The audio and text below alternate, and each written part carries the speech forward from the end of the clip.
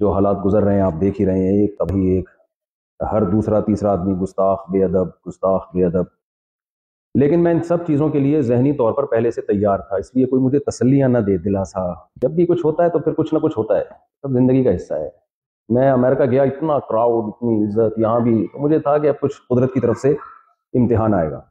باقی یہ تو کامن سینس کی بات ہے، ہم بے وقوف تھوڑی ہیں یار، دماغ خراب ہے. پیغمبر صلی اللہ علیہ وسلم کی گستاخی کریں، اس میں ہمیں کیا ملے گا بھائی؟ نہ دین نہ دنیا، کچھ بھی نہیں.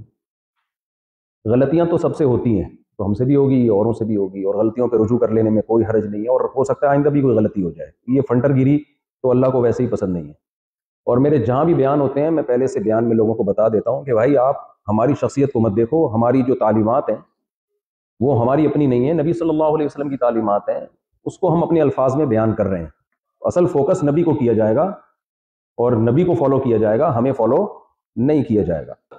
تو اس لیے ہماری حیثیت بھی یہی ہے بھائی، ہم نے جو قرآن و سنت پڑھا آپ کے سامنے پیش کر دیا، اس میں اگر کبھی ہم سے غلطی ہوئی تو رجوع کر لیا، اس سے زیادہ ہماری کوئی حیثیت نہیں ہے. لوگ کہنے لگے آپ پہ بیانات پہ پابندی لگ جائے گی، یہ ہو جائے گا وہ ہو جائے گا. میں نے کہا بھائی ہمارا کام اللہ کا پیغام پبلک تک پارسل کرنا ہے، اور ہم اس کے پیسے بھی نہیں دے رہے.